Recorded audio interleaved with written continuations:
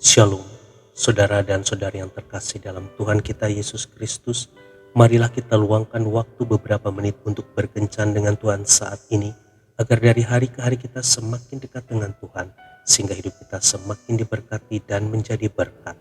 Bacaan dari surat kedua Rasul Paulus kepada Timotius, bab 1 ayat 5. Sebab aku teringat akan imanmu yang tulus ikhlas, yaitu iman yang pertama-tama hidup di dalam nenekmu Lois dan di dalam ibumu Yunik, dan yang aku yakin hidup juga di dalam dirimu.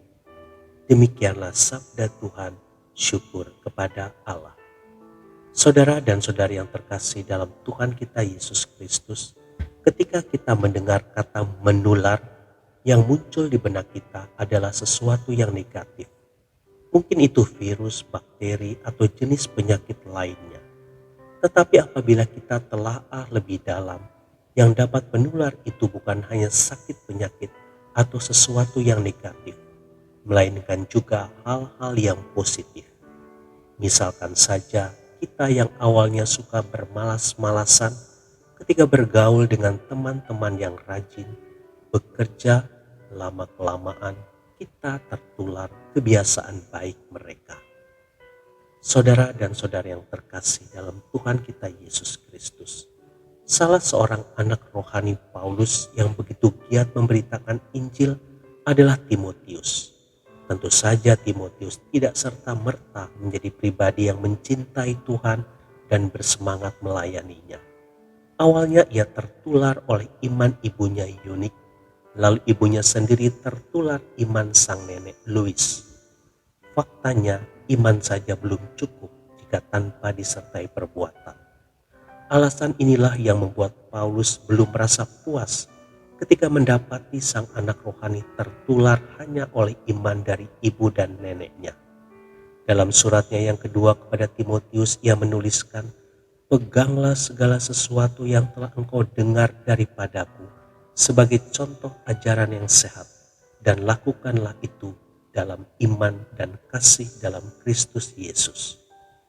Melalui perkataannya, Paulus seolah hendak menulari kembali Timotius dengan apa yang ada pada dirinya. Roh yang menyala, semangat yang berkobar, tidak malu-malu dan tanpa rasa takut. Itulah yang ada di dalam diri Paulus, yang ia harapkan juga ada di dalam diri Timotius.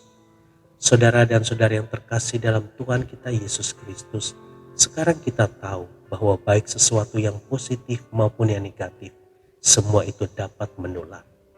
Pertanyaannya, yang mana yang kita biarkan masuk menulari diri kita, dan apa yang kita tularkan ke orang lain? Sesuatu yang positif dan negatif tidak dapat tinggal bersama-sama.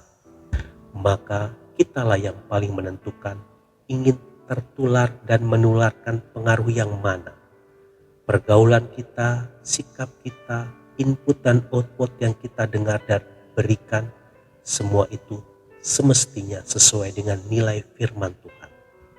Semoga sebagai anak-anak Tuhan, kita bersikap bijak dengan hanya mengizinkan hal-hal positif yang menulari kita dan kita tularkan juga pada orang lain. Tuhan Yesus memberkati. Marilah kita berdoa dalam nama Bapa dan Putra dan Roh Kudus. Amin. Tuhan Yesus, aku rindu hidupku menjadi berkat bagi sesamaku. Penuhilah aku dengan kuasa Roh-Mu, sehingga aku dapat berpikir, berkata-kata, berperasaan, dan bertindak sesuai dengan kehendak-Mu. Amin.